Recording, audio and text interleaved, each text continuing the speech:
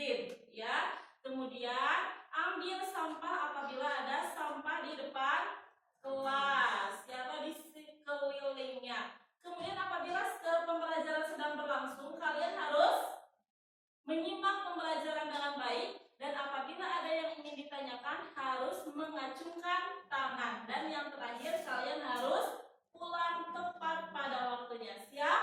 Siap. Oke. Pembelajaran pada hari ini, ya. Nah, yaitu peserta ini harus bisa menjelaskan makna ruso dalam beribadah. Mungkin sudah paham di pertemuan sebelumnya, ya. Oke. Dan yang kedua, harus bisa mengidentifikasi berbagai ruso dalam ibadah. Nah, masih ingat materinya? Apa itu ruso? Siapa yang mau menjawab? Nah, ruso, oke? Oke, silakan Asma.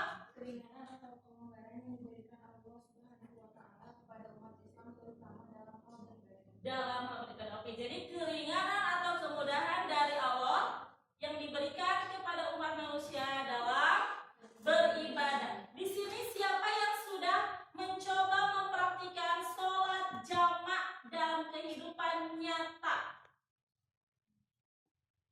Ada? Ada yang sudah mempraktikkan? Sudah mempraktikkan? Sudah? Oke, yang ketiga apa? Perjalanan jauh. Berapa kilometer perjalanannya, Husna?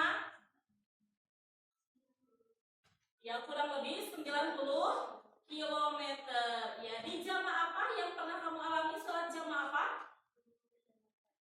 Dikerjakan dalam waktu asar. Berarti itu namanya jamaah takhir karena di akhir waktu. Oke, baik ya. Ibu kira sudah paham ya materi kita sebelumnya. Nah, Ibu hanya ingin memberikan penguatan materi saja pada hari ini ya, sebelum nanti kalian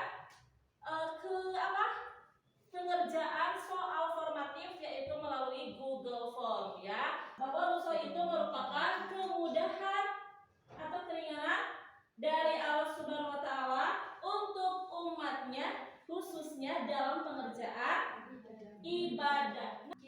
Nah, Ibu hanya ingin memberikan penguatan materi saja pada hari ini ya, sebelum nanti kalian pengerjaan soal formatif, yaitu melalui Google Form, ya. Jadi Ibu berikan dulu penguatan materi. Yang pertama adalah tentang ruso, ya, yang sudah kita pelajari di pertemuan sebelumnya, ya, bahwa ruso itu merupakan kemudahan atau keringanan dari Allah Subhanahu wa taala untuk umatnya, khususnya dalam pengerjaan ibadah. Nah, ibadah apa saja? Oke, yang pertama ibadah sholat. Ibadah sholat rusohnya seperti apa? Bisa dijamak dan bisa dikosor, atau bisa digabungkan keduanya, itu jamak kosor. Apa itu sholat jamak? Kita lanjutkan ke soal formatif ya, pengerjaan soal formatif ya, pengerjaan soal.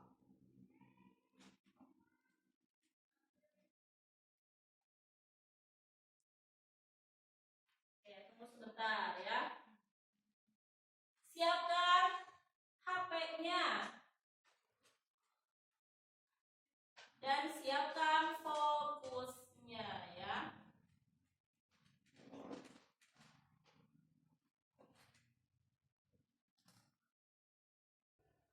Oke, kalian boleh scan QR code-nya ya. Silakan. Ada yang kesusahan? Belum gitu ya. Ya? Ya, tinggal dikerjakan saja kalau sudah masuk ya. Lalu kalau sudah selesai pengerjaannya tinggal di-submit. Ya. Google Form ya. Lihatnya. Oke, baik ya. Nah, tadi kita sudah mengerjakan tes formatif bersama-sama ya. Nah, kita simak dulu bersama-sama pertanyaannya ya untuk mengetahui pemahaman kalian ya.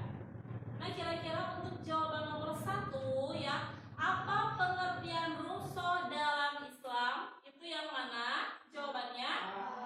Oke, betul ya. A, yaitu keinginan dalam beribadah karena kondisi tertentu. Oke, baik, bagus ya.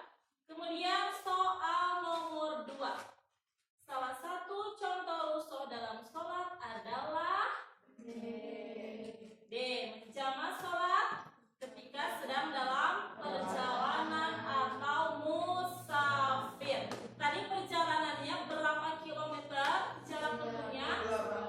Oke, kurang lebih 80 sampai 90 ya, 90 kilometer ya. Kalau perjalanannya kurang dari 90 km itu tidak sah apabila menjama dan mengkosor sholat ya.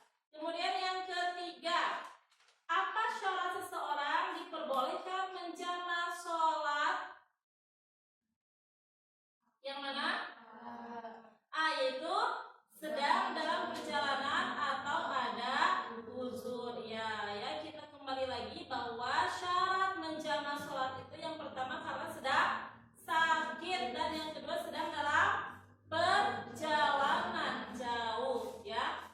Yang nomor 4, berikut ini adalah rusuh dalam puasa kecuali yaitu tidak berpuasa karena malas ya. Jadi seseorang diberikan rusuh dalam berpuasa ketika dia sedang sakit, yang kedua ketika sedang dalam perjalanan, dan yang ketiga ketika sedang hamil ya atau menyusui bagi perempuan ya. Alhamdulillah ya, Ibu kira kalian sudah memahami semua materi tentang rusuh ya.